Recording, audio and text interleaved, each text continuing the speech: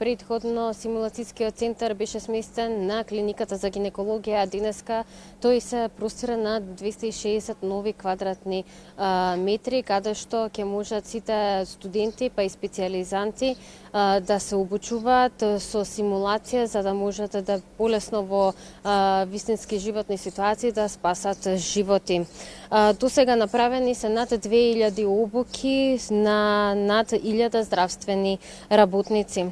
За ова изјави министерот Тодоров дека се инвестирани 37 милиони динари од Министерството за здравство за да се за овој симулацијски центар, а 6 милиони динари се инвестирани во центарот. За овој центар 93 едукатори ќе бидат присутни да ги научат новите студенти и специјализанти на обуките што можат да ги стекнат во овој симулацијски центар.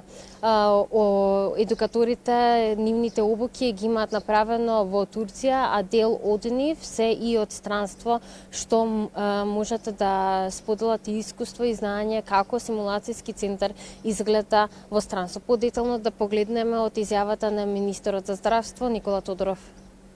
Денеска сме во посета на симулацијскиот центар, кој што, како што можевте да забележите, е преместен и сега веќе сместен во комплетно нови и целосно опремени простори. Претходно симулацијскиот центар беше сместен на клиниката за гинекологија во помали простори од околу 40 на метри квадратни и со, би рекол, послаби услови за функционирање, но и за развој.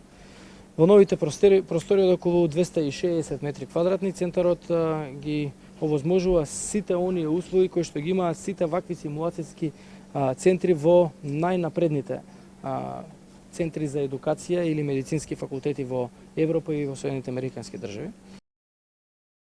Така е сега и во Македонија конечно имаме симулацијски центар како што е пропишано според стандардите од универзитетите во Европа и Соединетите Американски држави се со цел за да можат идните доктори и здравствени работници да можат полесно да пружат итна медицинска помош во загрозени ситуации.